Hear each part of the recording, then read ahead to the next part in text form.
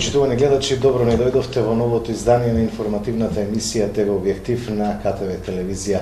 Во овој ТВ Објектив ќе говориме за економијата или ќе говориме за отворањето на нови работни места и инвестиции во технолошко-индустријските зони. Имам чест и задоволство на оваа тема вечерва да разговарам со директорот на дирекцијата за технолошко-индустријски зони, господинот Виктор Мизо. Добро ни дојдовте во регионалната КТВ телевизија. Благодарам на поканата и добро ме најдов. Така, со задоволство ќе говориме на значајна тема за македонската економија, реков и во најавата, меѓутоа и за отворањето на новите работни места преку овие технолошко-индустријски зони, преку странски инвестиции, домашни инвеститори и така натаму. Колку зони досега се отворени и кој е вкупниот бенефит од нивното работење и за колкави инвестиции станува збор? Да започнеме прво со што е технолошко-индустријска развојна зона и зошто целиот тој концепт започна да се применува кај нас.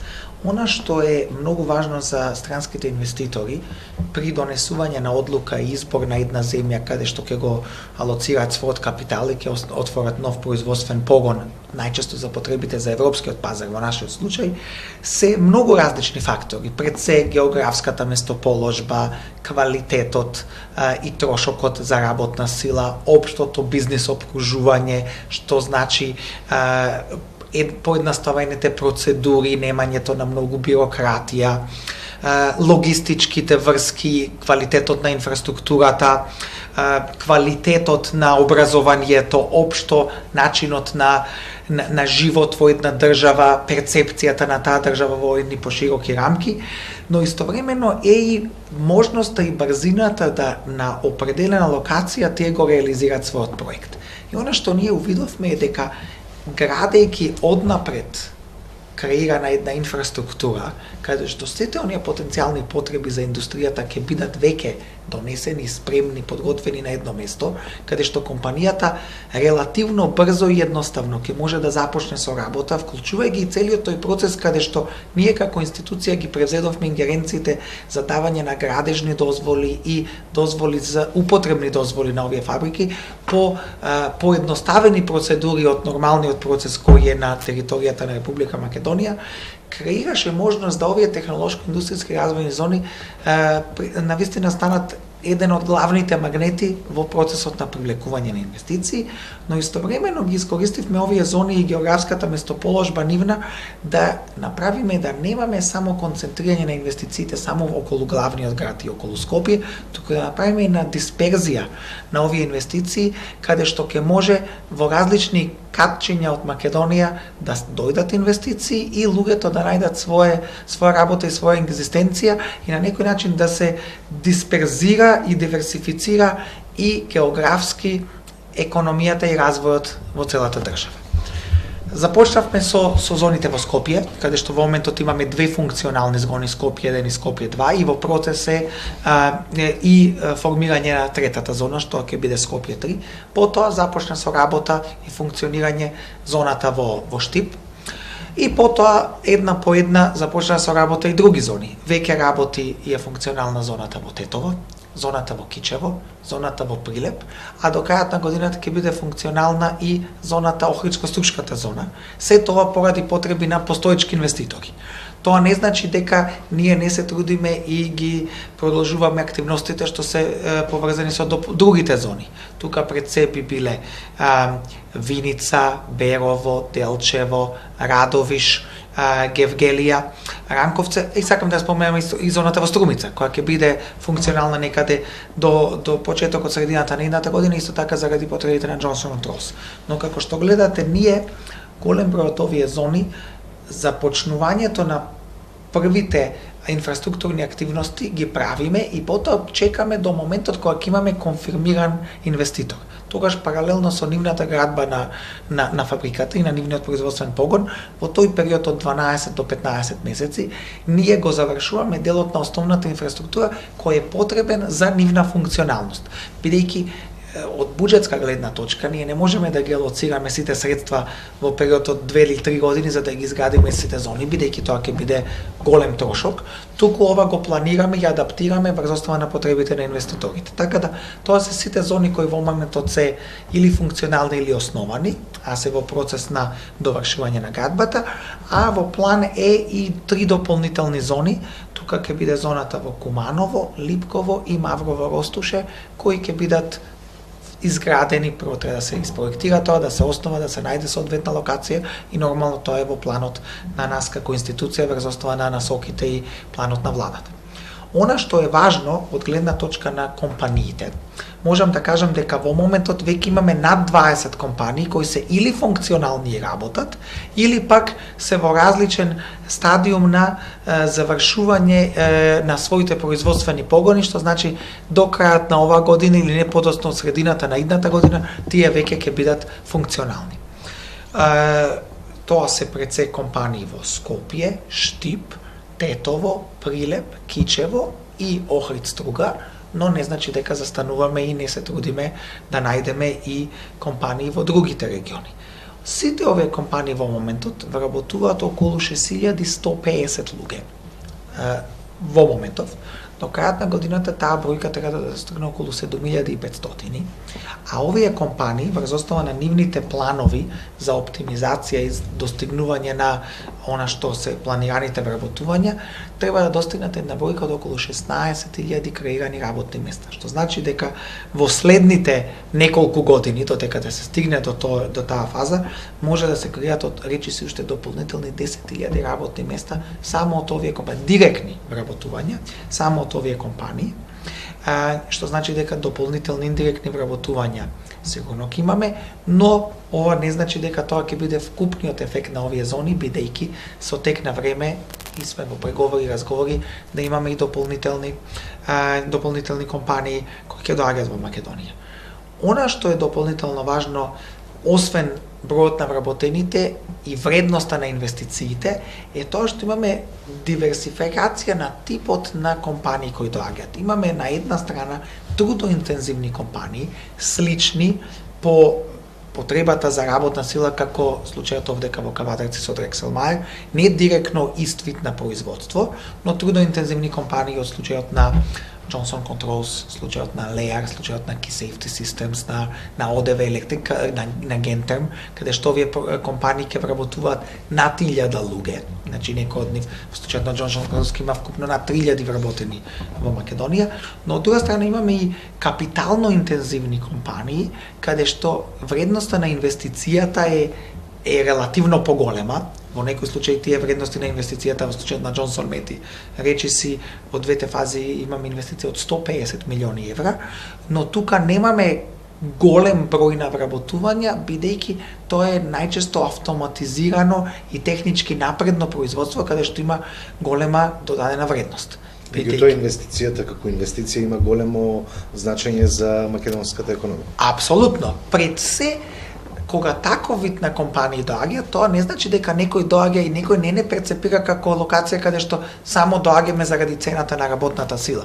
Туку доаѓаме заради квалитетот и знаењето на луѓето кои мора да земеме во обзир дека секогаш е потребно дополнителна обука, каде што најголем број од овие компании ги праќаат своите идни вработени во некои од нивните европски погони. Имавме случаи каде што тие ги праќаат и во погони во Северна Америка на обука, но таков софистициран производ и такво софистицирано производство директно влијае позитивно кај други идни потенцијални инвеститори, бидејќи перцепцијата како вид на инвестиции се веќе влезени во Македонија им кажува што е не само што е можно или не е можно да дојде во иднина, туку дека имаме опции и за трудоинтензивни, но и за технолошко напредни компании. И тоа е интересно, во овие технолошко напредни компании, освен Джонсон Мети, би го споменал Delphi, би го споменал Kemet, би го споменал Costal. Значи тука имаме компании кои ќе имаат и каде што вредноста на извозот и вредноста на производот е поголема соодветно на оние другите компании кои сепак структурата на работната сила и влогот и цената на работната сила е еден од можеби поважните фактори во одлучувањето. Рековме дека се работи за различни компании кои што имаат и различно производство. Господин Мизо, генерално што се извезува од технолошко-индустријските зони? Ова е многу интересно прашање. Мислам дека технолошко-индустријските развојни зони имаат навистина допринесено кон целосна измена на сликата на производите кои се произведуваат и се извезуваат во Македонија. Ако ја видите структурата на извозот, ќе видите дека пред се катализаторите се главниот извозен продукт во Македонија. Но од зоните, освен катализатори, се извезуваат и навлаки за седишта, се извезуваат и кондензатори, се извезуваат и воздушни перничиња, се извезуваат и електромеханички компоненти, пластични, мехатроника, електроника, се извезуваат автобуси, во случајот на Ван Хул. Во блиска иднина ќе се извезуваат и амортизери. Така да имаме се поразличен спектар на производи кои на еден начин директно допринесуваат не само кон диверсификација на извозот, туку и кон зголемување на извозот, така да ако ги погледнеме посебно и изминатите 3 години ќе видиме дека имаме драстично зголемување на покриеноста на увозот со извоз. Таа бројка е веќе стигната над 70% и извозот од зоните минатата година достигна речиси 1,5 милиарди евра. Што значи дека тоа беше над 35% од вкупниот извоз од Македонија. Оваа година веќе надминавме бројка од 1 милиарда евра, а се уште сме во месец август, што значи дека сме на пат според првите 7 месеци во годината имавме раст од околу 20% споредено со истиот период лани, што значи дека пред се имаме како што новите компании започнуваат со работа, нормално тие имаат директно влијание кон зголемување на извозот, но и веќе компаниите кои имаат стигнато до една оптимизација поради нивната конкурентност и продуктивност и квалитетот на производот кај нас, нормално и заради зголемените потреби на европскиот пазар, и тие компании имаат зголемување на извозот во споредба со минатата година. Така да неколку фактори заеднички влијаат кон ова зголемување од околу 20%, што е поголемо од она што ние го планиравме според информациите и предвидувањата од компаниите. Тие не рекоа 10 максимално до 15% ќе има зголемување, каде што многу работи зависат и од екстерната побарувачка, но гледаме дека за сега сме на околу 20%, сметам дека ќе успееме да завршиме годината со една таква бројка околу 20% зголемување од минатата година и нормално ова е дополнителен позитивен стимул и за домашната компанија, бидејќи имаме голем број на домашни компании кои соработуваат со овие странски компании во зоните, кои се во ланецот на добавувачи, директни добавувачи за репроматеријали, за никаков вид на компоненти, но истовремено и компании кои директно ги снабдуваат овие компании со сервисни услуги, без разлика дали е тоа кетеринг, дали е тоа логистика, дали е тоа одржување, дали е тоа обезбедување и се тоа на што е потребно за работа на овие компании. Државата се промовира низ светот, значи колку ваквата кампања дава резултат во привлекувањето на инвеститори, конкретно и во технолошко-индустријските зони. И господине Мизо, има ли конкретни најави за инвеститори до крајот на годината и во кои од зоните би се лоцирале новите инвеститори? Можам да кажам дека јас бев директно вклучен уште од почетокот кога ја започнавме, значи зборуваме сега пред 10 години кога започна целата таа кампања Invest in Macedonia, каде што најголемиот предизвик кој на почетокот го имавме е креирање на бренд и имидж за Македонија. Она што не постоеше познавање која е Македонија, каде е Македонија, поимот Македонија, и воопшто не само зборуваме дали е тоа за инвестиции или за туристичка промоција. Едноставно требаше да им се покаже на светот дека еве и ние сме тука, сакаме да бидеме вклучени во овој процес и промовирајќи ја државата. Не само со целата меѓународна кампања која и се уште тече и од тоа навистина гледаме дека имаме позитивни резултати, без разлика дали е тоа во зголемување на бројот на туристи, дали е тоа во привлекување на странски инвестиции или брендот и имиџот на државата, сите тие роудшоа, сите тие активности кои беа превземени на меѓународен план, преку економските промотори, преку ние како институција и другите членови на тимот за привлекување на странски инвеститори, едноставно на почетокот требаше да чукаме на многу врати за да добиеме состанок, за да можеме да се представиме пред некоја компанија. Денес имаме случаи каде што мултинационални компании директно не контактираат нас или консултантски куки кои работат за нив, кои прават анализа на региони и потенцијални земји за инвестирање, каде што тие ни кажуваат директно или не известуваат кој името на компанијата или кажуваат за некоја компанија правиме анализа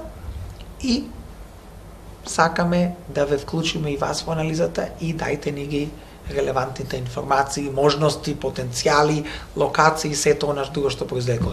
Морам да признам дека ова е нешто што се случува последните 2 до 3 години. Претходно работата беше многу потешка. Многу потешка, бидејќи ние бевме тие што не велам дека денес не чукаме на вратите дека се седиме со скрстени ръце. Напротив, сето тоа го продолжуваме. Меѓутоа патот е трасиран, отворен. Патот е трасиран и Македонија е веќе влезена во перцепцијата на некој од, не можам да кажам на сите глобални мултинационални компании, но на дел од нив, бидејќи мора да сме за тоа свесни, не може секој можен производ да биде произведен кај нас, бидејќи зависи од големината, комплексноста на производот, од можности за транспорт, логистика, што е потребно, дали тоа мора да се произведува директно до она што е крајниот купец на тој производ, крајниот клиент и сето тоа. Но се повеќе и повеќе сме влезени во една група од 5 до 7-8 земји од Централна и Источна Европа кои се разгледуваат и влегуваме во еден потесен круг. Во последно време имаме неколку случаи каде што сме влезени во потесен круг од 3 земји, каде што длабински се анализира земјата и да се види што и како е можно кај нас или во некоја друга земја, конкурентска земја, бидејќи мора да кажам пред се дека има голема конкуренција во овој процес. Ние не сме единствени во светот, нити во регионот кој ова го правиме. Сите земји се агресивни, сите земји вложуваат напори. Голем број на земјите кои се директни конкуренти се економски поголеми, со поголема популација од нас, што директно има и работна сила, креира и работна сила и креира некои предности и географски голем број од овие земји се поблиску до центарот на Европа, така да се соочуваме со некои реалности и факти кои не може лесно да ги анулирате, туку треба да најдете друг начин за да бидете конкурентни и да бидете поконкурентни од некоја земја која може би има такви некакви фактори кои на хартија барем изгледаат подобри. Така да не е лесен процесот, има голема конкуренција, но сметам дека имаме добар успех направено за сега и нормално мораме да продолжиме процес кој што трае и сето она што значи презентирање, промовирање на државата не е нешто што може или смее да престане.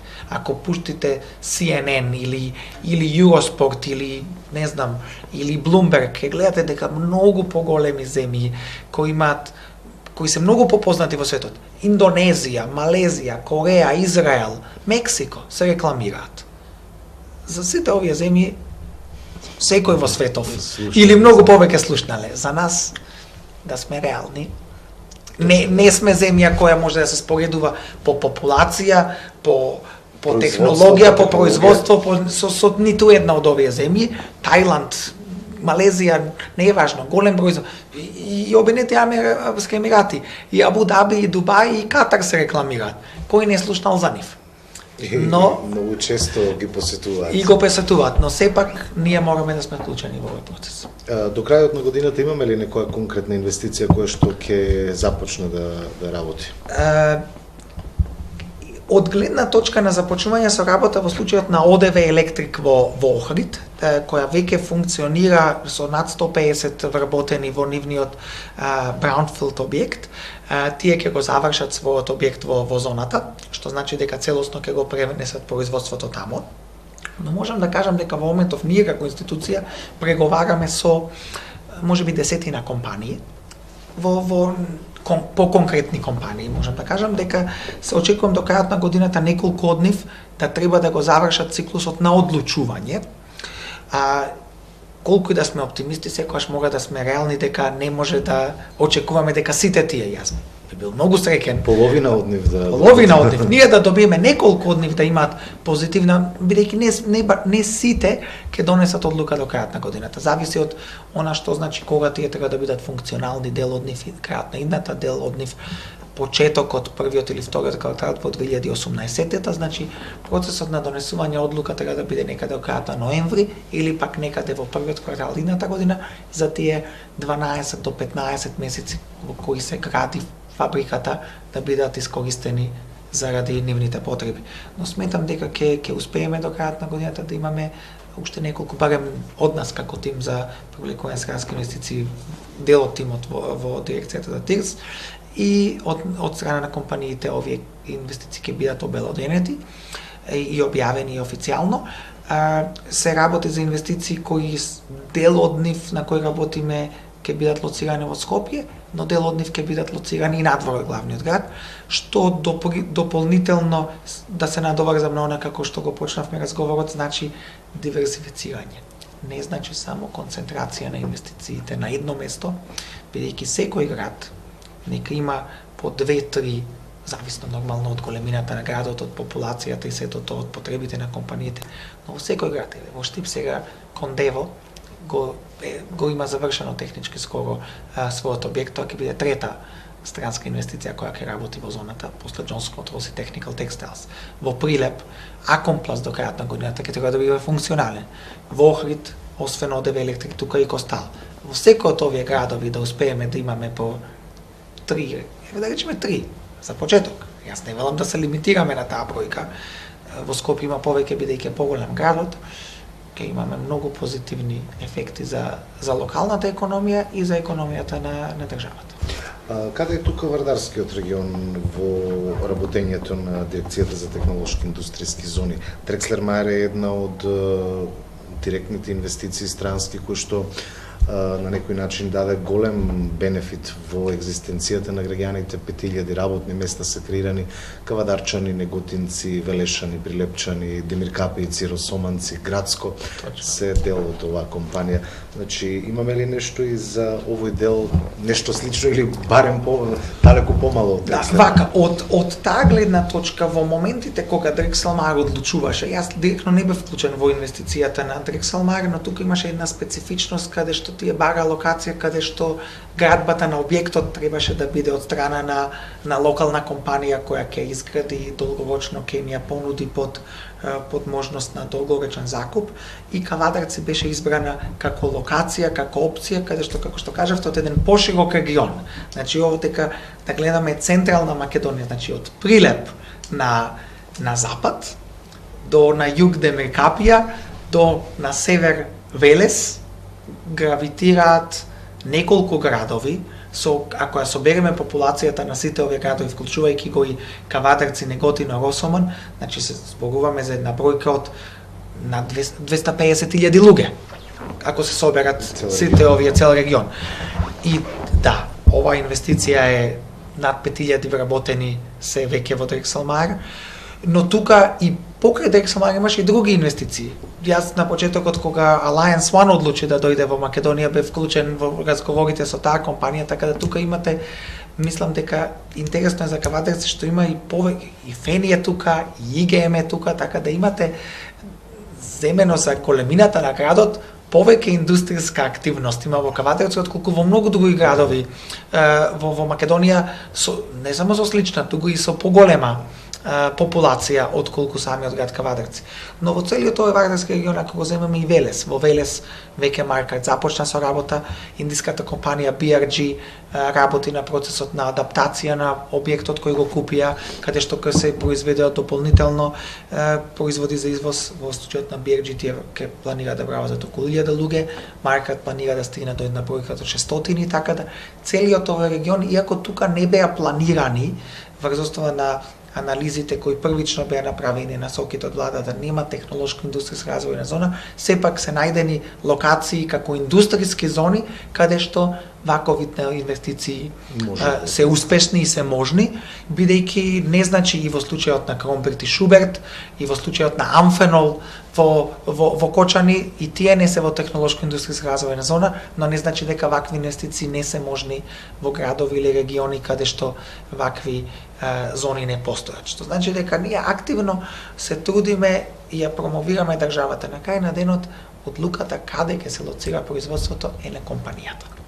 Ниту една компанија не гледа само еден град и како една опција. И во случајот на Джонсон Моторс за Струмица, 3 опции им беа понудени, бидејќи рекоа покрај Штип ни треба нов град, и 3 опции им дадовме, тие избра Струмица. И во случајот на Костал, и во случајот на ОДВ Електрик, и во случајот на Гентерм, секогаш се разгледуваат неколку опции пред да се одлучи една опција. Најчесто компаниите кои доаѓаат во Скопје, нивните специфични потреби се соработка со факултети, софистицираноста на производи, сето тоа, или потребата, неопходноста на близина до аеродромот заради конекции и слично, или кога има потреба за природен газ. Во моментот само природен газ е можен и расположлив во зоната во Скопје. И од таа гледна точка некои од компаниите е неопходно и одлучуваат да се лоцираат само таму. Но ниту еден регион во државата не е запоставен или не е заборавен. Ние се трудиме секаде да дојде компанија, па и ако е некоја компанија од 50 до 100 вработувања, не мора да биде секогаш во голем град. Може да биде и во помало населено место, бидејќи 100 вработувања на такво место многу значат. Господин Мизо, контактирате со компаниите кои што веќе се дел од македонската економија, работат овде во државата. Какви се вашите информации, колку се тие задоволни од тоа што го добиваат во Македонија како работна сила, колку се задоволни од сите оние услови кои што треба да ги обезбеди државата и се она што значи успешно работење. Имате ли повратни информации од нив? Дали тие можат да ни помогнат, нели погоре во емисијата рековте дека и самите компании меѓусебно оговараат или зборуваат за услови? Позитивно оговараат. Позитивно, да. Апсолутно, мислам дека најдобра потврда за тоа колку се тие задоволни, ако ги кажам примерот на Джонсон Мети, на Джонс Контролс, на Технохозе, на Ван Хул, дека компаниите после еден краток временски период од 2 или 3 години функционалност во Македонија одлучија да реинвестираат. Тоа е најголема потврда за тоа дали сме го направиле, она што сме го ветиле, дали сме ги исполниле сите тие услови, предуслови, договорни или општо за бизнис климата, за помагање во процесот на реализирање на нивните инвестиции, бидејќи во секоја земја во светот, дури во Сингапур, секоја компанија доаѓа во нова средина и се соочува со некои, не можам да кажам проблеми, но предизвици. Најважно е колку брзо и на кој начин ние реагираме и наоѓаме начин да ги адресираме тие предизвици. Не може секогаш секој предизвик да се реши според потребите и барањата на компаниите. Понекогаш има и законски пречки, можности и сето тоа.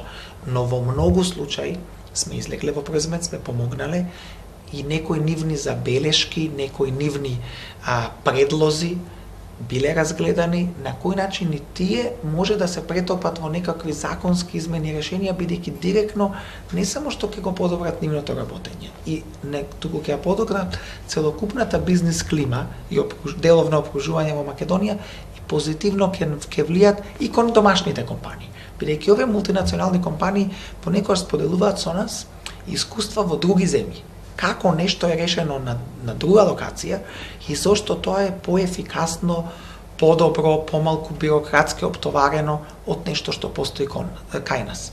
Со тие нивни предлози, ако тие предлози се во согласност со европските правила и прописи, бидејќи сепак ние треба да ги почитуваме тие стандарди, бидејќи понекогаш некои компании кои се од англосаксонскиот свет сакат некои американски правила и прописи околу посебно што се поврзани со вработувањата. Во Европа некои од тие правила не се апликативни, но сите овие нивни предлози кои се може да се применат, апсолутно ние ќе ги примениме. И заради тоа на економскиот совет кој е формиран во владата, каде што на секои 2 месеци имаме средби со овие компании, добиваме од нив забелешки, коментари и сето тоа директно влијае и кон подобрување бизнис климата и за целокупната македонска економија. Но она што е важно е дека овие компании се навистина отворени и се еден вид на амбасадори кои ни помагаат во процесот на привлекување на нови инвеститори. Бидејќи секоја компанија која ќе дојде овде, едно е што слушаат од нас како представници на државата, но тие секојаш сакаат да слушнат од постоечките инвеститори. Дали и до кој степен што се презентира, дали е вистина, дали тоа што сме го кажале, сме го исполниле. И во многу случаи секогаш локалните веќе постоечките инвеститори се отворени и наоѓаат 1 час во денот време при посета на таков странски инвеститор, на делегација од странска компанија да изнајдат можност и секогаш ги срекаваме минимум со 2, 3, 4 компании од слична дејност, можеби директен конкурент, но сепак нема да го видат производствениот погон, туку ќе разговараат за нивните искуства.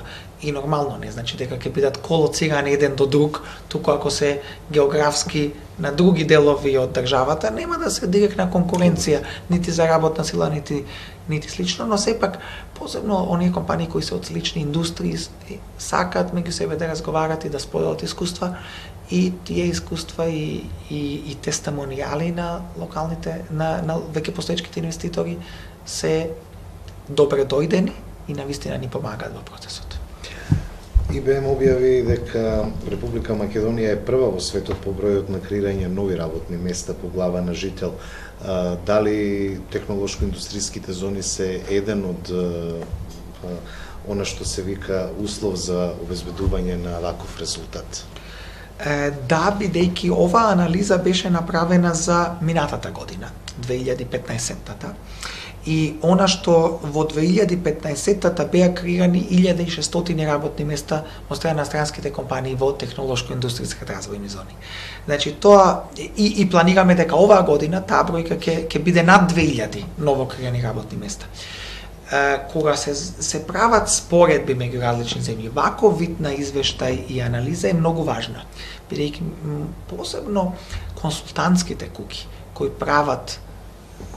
кои ги подржуваат инвеститорите во таа првична анализа, гледаат ваков извештај, го гледаат извештајот на Светска банка за Doing Business, за деловното опружување. Гледаат голем број на анализи од Forbes, од Business Week, од Светска банка, од Pricewaterhouse, од Wall Street Journal, бидејќи не е рангот, туку истовремено перцепцијата на државата споредено со оние што се конкурентски земји. Ние во овој процес не се споредуваме со Мексико, не се споредуваме со Индија, не се споредуваме со Бразил, се споредуваме со земјите во Централна и Источна Европа. И ако сме подобро реагирани и од Србија, и од Бугарија, и од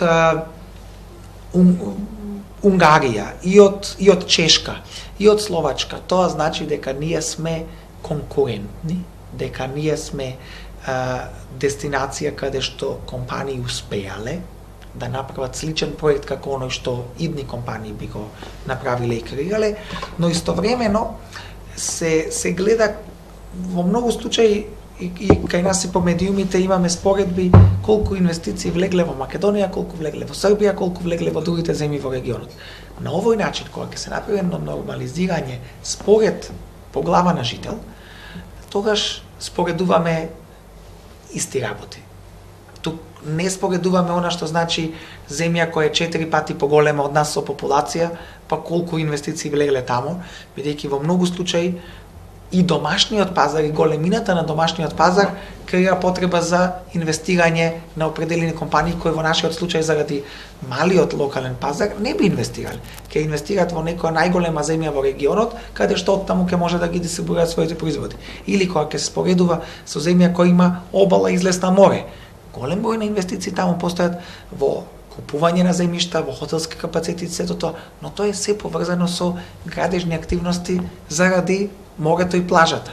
Ние ги немаме тие ресурси и таков вид на инвестиција не можеме да очекуваме, бидејќи сме лимитирани, но ваков вид на компании, производствени гринфилд компании, кои додаваат најголем, тие се најтешки да ги привлечете, бидејќи навистина вие треба на некоја компанија да кажете дојдете кај нас и донесете ги тие 20-30 милиони евра и тие не е важно 500.000 работници, бидејќи овде како имате најконкурентна локација за обслужување, дополнително обслужување и проширување во Европа.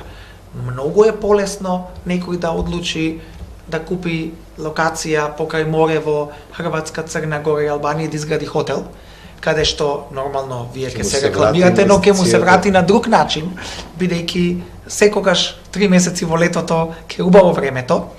Нормално маркетинг и сето тоа влијае, но овдека е директно производство каде што квалитетот, ефикасноста, продуктивноста на таа фабрика директно влијае врз конкурентноста на таа компанија и можноста да го продаде тој производ Made in Macedonia. Ке го заокружиме вечерашниот разговор со она што нели е директно поврзано со сите овие инвестиции, тоа има ли Македонија доволно работна сила, доволно едуцирани работници кои што ќе можат да најдат работно место во овие компании кои што доаѓаат од надвор. Рековме дека се праќаат на обука, меѓутоа дали образовните институции можат да се прилагодат во стварањето кадри кои што ќе може да најдат работа во новите инвестиции? Морам да кажам дека ова е еден од најважните предуслови која секоја компанија го прави при анализата. Со речиси сите компании, посебно оние кои имаат поголема додадена вредност и се покапитално интензивни, посетата на машинскиот факултет, на електрофакултетот, на финки се неопходни при првата посета. Да видат, дури бараат детално наставните програми, кои предмети се учат, која е можноста за соработка со факултетите, адаптација по потреба, по нивните потреби. И таква соработка имаше и се уште има.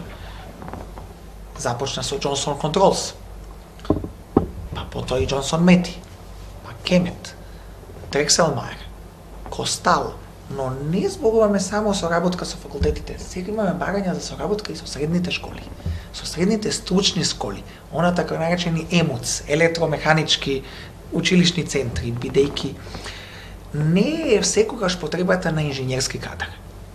Некогаш е потребата и на оние технички лица кои може директно да работат во производствениот погон, но тие лица ќе имаат и некакви ингеренции да бидат и супервизор, да бидат и некој, не сакам да речам дека тоа значи само шеф на смена. Таква техничко знаење е важно да почнете на во производствениот погон, но сепак тоа дава можности за напредување во работата, во процесот, бидејќи вие ќе можете да знаете како да се програмира машина, се повеќе машини, се повеќе роботика, се повеќе автоматизација влегува.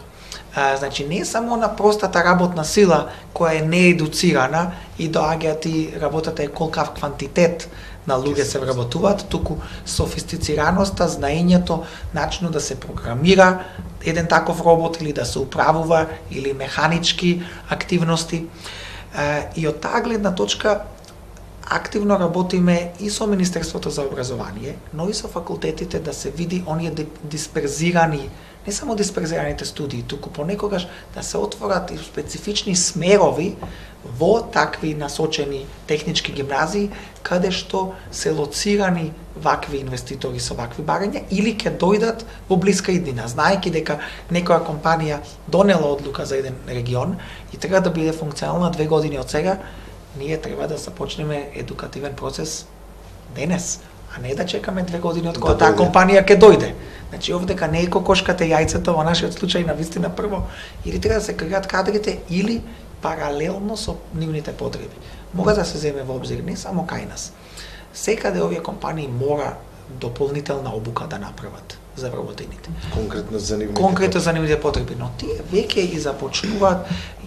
Имавме вакви разговори со агенцијата за вработување на некои места да донесат и да донираат свои стари машини во некои од овие локалните технички гимназии, училишта, или пак во делот од својот производствен погон кој се уште не е искористен, да донесат постари машини и сите овие програми за вработување кои постојат или за обука и сето тоа, па да се обучи дел од тој кадар во тој период од 3 месеци каде што државата партиципира за некои трошоци и сето тоа и компанијата врз основа на тоа кој ќе се покаже најдобро во овој период на обука може да ги земе и сите овие луѓе. Може да земе дел од нив, но и тоа нив им помага бидејќи едно е која правите обука во самиот производствен погон на линиите кои веќе могат да се користат за активно производство, но може би дел од фабриката во моментите кога вие се уште го зголемувате бројот и растете. Имате 1000, 2, 5000 квадратни метри кои се уште не искористени, не пополнети, каде што може да донесат една категорија постари машини, каде што може тамо да се направи обука, тестирање на луѓето, учење на сите тие процеси на подобар начин да тие може да се вклучат во процесот. Но во моментов можам да ви кажам, има од неколку компании луѓе кои се на обука во Ирска, во Германија, во Украина, во Унгарија, во Романија, во Полска, така да не значи дека одат само на една локација. Значи одат низ различни земји во Европа каде што има постоечки погони, каде што знаењето е најдобро на кој начин тоа може да се пренеси. И потоа таа прва група на луѓе кои одат тамо, во некои компании понекогаш плаќаат и 200 и 300 луѓе на тие обуки. Значи тоа е релативно голем трошок, бидејќи тие луѓе се тамо подолг временски период и потоа тие веќе обучени луѓе ги обучуваат нововработените од дека и нас. Господине Мизо, ви благодарам што бевте наши гости. Се надевам дека за Македонија и понатаму ќе се слушани светот, дека странски инвеститори ќе доаѓаат во државата, дека и она што се нарекува личен доход ќе расте за работната рака, меѓутоа ќе имаме и квалитетна работна сила која што ќе им ја понудиме на оние кои што сакаат да инвестираат во државата. Благодарам и она што го кажавте, тоа е можеби двете најважни работи. Прво е креирање на работни места, бидејќи тоа е една од најголемите болки историски во изминатите 25 години од постоењето на Македонија, но истовремено и со намалувањето на вработеноста и со зголемување на бројот на компании и со растењето на конкуренцијата, директно и личниот доход ќе почне полека, но сигурно да расте, бидејќи како што се намалува расположливата работна сила на пазарот за труд, тоа значи дека компаниите меѓу себе ќе почнат да се борат за најквалитетните, за најдобрите и да дадат повеќе пари. И оние што ќе бидат најпродуктивни и најефикасни, активно ќе напредуваат. И морам да кажам, она што е важно за овие компании, дека им ја даваат можноста на луѓето врз основа на нивниот квалитет, работа, посветеност, да напредуваат во компанијата и да бидат компензирани за тоа, што може би не било историски секогаш случај. И затоа овие компании навистина ги нудат условите кои исто како што би го нуделе во било која нивна европска дестинација, каде условите за работа се на исто ниво. Докажување спрема квалитет. Благодарам што бевте наши гости. Благодарам и на вас. Почитувани гледачи, ова беше уште едно издание на ТВ Објектив. Говоревме за технолошко-индустријските зони. Наш гостин беше директорот на дирекцијата за технолошко-индустријски зони, господинот Виктор Мизо. Ви благодарам за вниманието, имајте пријатни мигови со нашата програма.